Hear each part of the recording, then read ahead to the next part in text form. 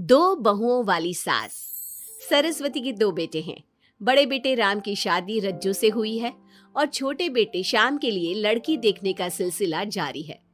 एक दिन रज्जू की माँ का फोन आता है और उसकी सास फोन उठाती है। हेलो, कौन बोल रहा है? दूसरी तरफ फोन पर रज्जू की माँ लीलावती बोलती है। हेलो समधन जी, मैं लीलावती बोल रही हूँ, रज्जू की माँ। अरे नमस्कार समधन जी, कैसी हो? बहुत दिनों के बाद याद किया आज। यहाँ पर तो सब कुछ ठीक है, बस मेरी तबीयत थोड़ी खराब है।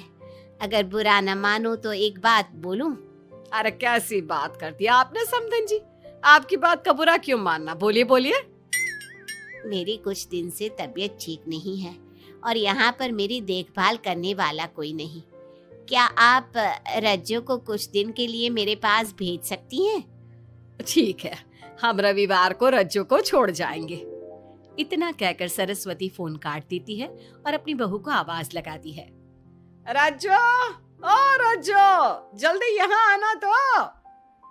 क्या हुआ माँ जी, कुछ चाहिए था क्या? अरे नहीं, कुछ नहीं चाहिए। अभी तुम्हारी माँ का फोन आया था, उनकी कुछ दिन से तबीयत खराब है, वो तुम्हें बुला रही है। राम को फोन करके कह दे कल की 2 ट्रेन की टिकट करा देगा, मैं भी जाऊंगी तुम्हारे साथ। इतना सुनते ही रज्जू राम को फोन करके सारी बात बताती है और 2 टिकट के लिए बोल देती है। शाम को खाने के टेबल पर सब रज्जू के जाने की बात करते हैं। तब रज्जू का देवर श्याम कहता है, भाभी आज बहुत खुश लग रही हो, मायके जाने की इतनी खुशी, उफ। खुश क्यों ना हो देवर जी, कितने दिन बीत गए अपनी माँ से मिले, और इस बार तो मैं 1-2 महीना रह कर ही आऊंगी। जब आपका मन करे तभी आना। अच्छा एक बात तो बताओ, वहां से क्या लाओगी मेरे लिए? देवर जी कहो तो देवरानी ले आओ। वैसे भी सभी घर वाले चाहते हैं कि आपकी जल्दी से शादी हो जाए। श्याम शर्मा जाता है और चुप हो जाता है। इतने में राम कहता है, रज्जू, तुमने जाने की सारी तैयारी तो कर ली है ना? कपड़े तो रख लिए ना? थोड़े गर्म कपड़े भी रख लेना, वहां ठंड होगी, और जल्दी आने की कोशिश करना। ठीक है, मैं जल्दी आने की कोशिश करूंगी बस। अगली सुबह दोनों जाने की तैयारी करने लगी। राम उन्हें स्टेशन छोड़कर घर वापस आता है। कुछ घंटों बाद रज्जू और सरस्वती गांव पहुंच जाते हैं। रज्जू अपनी माँ को देखकर बहुत खुश होती है। माँ, आप अपना बिल्कुल भी ध्यान नहीं रखती, कितनी कमजोर हो गई हैं आप। अब बेटा क्या ध्यान रखूं, उम्र भी तो हो गई है, ये बीमारियां तो लगी रहेगी। बहन जी आइए आइए बैठिए, मुझे बहुत अच्छा लगा कि आप भी यहाँ आई। अगले दिन सरस्वती अपने घर वापस जाने लगती है तो लीलावती से कहती है, बहन जी ध्यान रखना आप अपना, आपकी तबीयत ठीक हो जाए तो आप भी रज्जू के साथ आ जाना, रज्जू के बिना तो घर सूना सूना लगेगा। अब सरस्वती अपने घर आ गई और घर की सारी जिम्मेदारी भी उस पर आ गई। एक दिन वो कपड़े धोकर छत पर सुखाने जाती है। बाल्टी में से टपकता पानी सीढ़ियों को गीला कर देता है और नीचे उतरते समय रज्जू की सास यानी कि सरस्वती देवी का पैर फिसल जाता है और वो गिर जाती है। ओह, अरे मेरी माँ मर गई, मेरा पैर तो गया। लेकिन घर में कोई नहीं था। सरस्वती जैसे तैसे अपने आप को संभालती जाकर कुर्सी पर बैठती है। वो अपनी बहू के बारे में सोचती है। अगर रज्जू होती तो मुझे संभाल लेती और घर भी संभाल लेती। अब घर के काम कौन करेगा? मैं डॉक्टर के पास कैसे जाऊं? बहुत दर्द हो रहा है। जब राम और श्याम घर आते हैं तो अपनी माँ की ऐसी हालत देखकर वो जल्दी से डॉक्टर को बुलाते हैं। डॉक्टर सरस्वती के पैर पर पट्टी बांधता है और उसे आराम करने की सलाह देता है।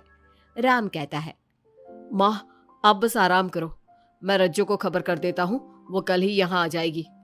अरे रहने देना बेटा, उसकी माँ की तबीयत ठीक नहीं है, कुछ दिन में वो खुद ही आ जाएगी, उसे परेशान मत कर। माँ अब हमें श्याम की भी शादी कर देनी चाहिए। कभी घर में कोई ऐसी परेशानी आती है तो कोई तो होगा घर संभालने वाला। आप और रज्जू की घर के काम काज में मदद भी हो जाएगी। कुछ समय बाद श्याम की शादी सीमा से हो गई। लेकिन सीमा ने तो आते ही घर में क्लेश शुरू कर दिया। वो छोटी छोटी बातों पर लड़ती और उसे देखकर रज्जू का भी बर्ताव बदल गया। एक दिन सीमा सुबह उठने में लेट हो गई और रज्जू ने नाश्ता बना दिया। सभी अपने अपने काम पर चले गए। जैसे ही सीमा अपने कमरे से आई तो रज्जू ने कहा, तुम साफ सफाई कर लो, मैं कपड़े धोने जा रही हूँ, जल्दी काम हो जाएगा। रज्जू की बात सुनते ही सीमा आग बबूला हो गई और कहने लगी, आज मैं उठने में लेट क्या हो गई? आप मुझ पर हुक्म चलाने लगी। मुझसे कोई इस तरह से बात करी है मुझे बिल्कुल भी पसंद नहीं है। अरे सीमा, ये किस तरह की बात कर रही हो तुम मुझसे? मैंने कोई हुक्म नहीं दिया तुम्हें। मैं तो बस काम को जल्दी खत्म करने की बात कर रही हूँ। उन दोनों की नोक झोंक सुनकर सरस्वती बाहर आ जाती है और दोनों को समझाती है। शाम को सब एक साथ खाना खाने लगे।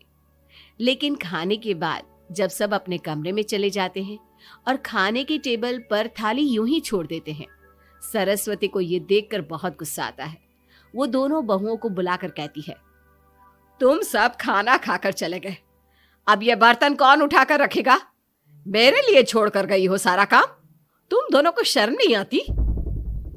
अब दोनों बहुएं एक दूसरे के ऊपर बात टालते हुए फिर लड़ने लगी।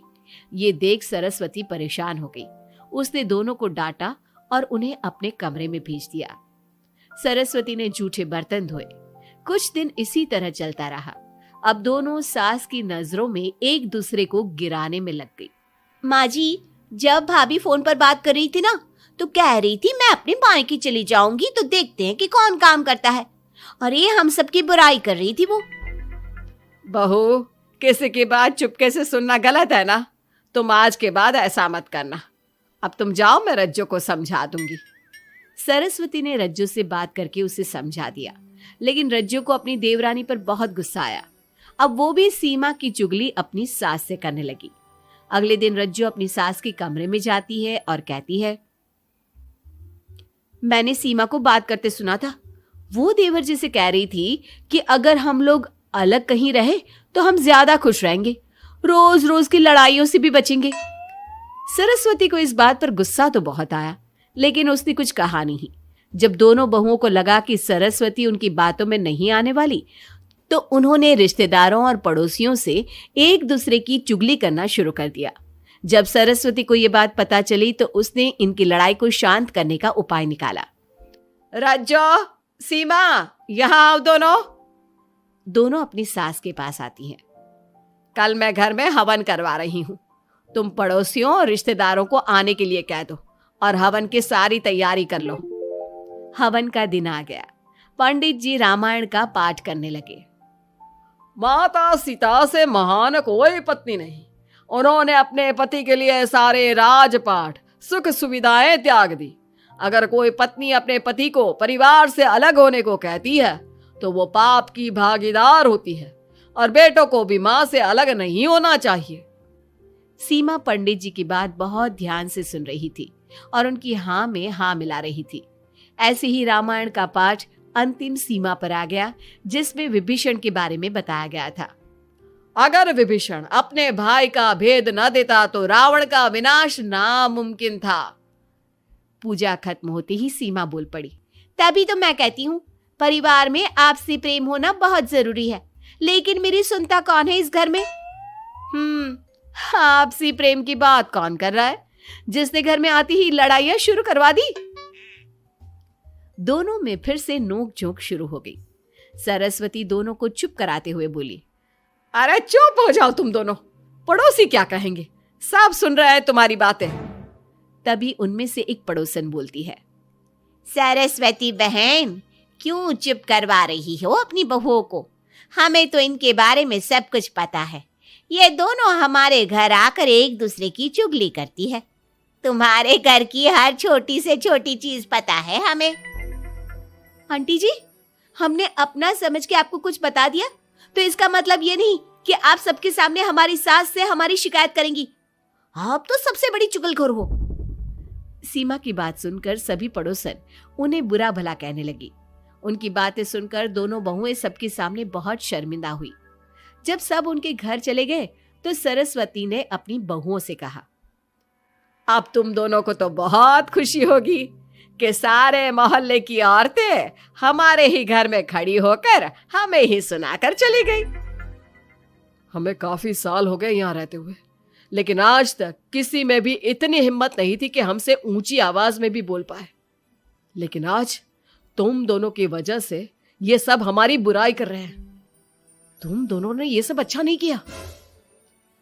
सीमा, तुम्हारे इस घर में आने से पहले हम सब बहुत प्यार से रहते थे, लेकिन ये सब लड़ाइयाँ तुम्हारे आने के बाद शुरू हुई है। आज के बाद तुमने घर में किसी से भी झगड़ा किया तो मैं तुम्हें तुम्हारे मायके छोड़ आऊंगा, समझी तुम?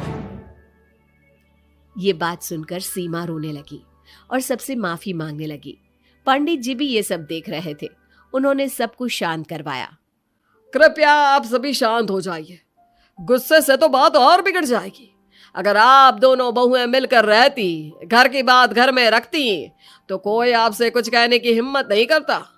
आज आपको इस बात का एहसास तो हो ही गया होगा। औरत ही तो होती है जो मकान को घर बनाती है। अब भी कुछ नहीं बिगड़ा, आप दोनों प्यार से रहो। आपके पड़ोसी और रिश्तेदार अपने आप चुप हो जाएंगे। पंडित जी की बात दोनों बहुओं की समझ में आ गई। अब दोनों प्यार से रहने लगी। इसी तरह समय बीत गया। अब पड़ोस की औरतें उनके प्यार की मिसालें देने लगी।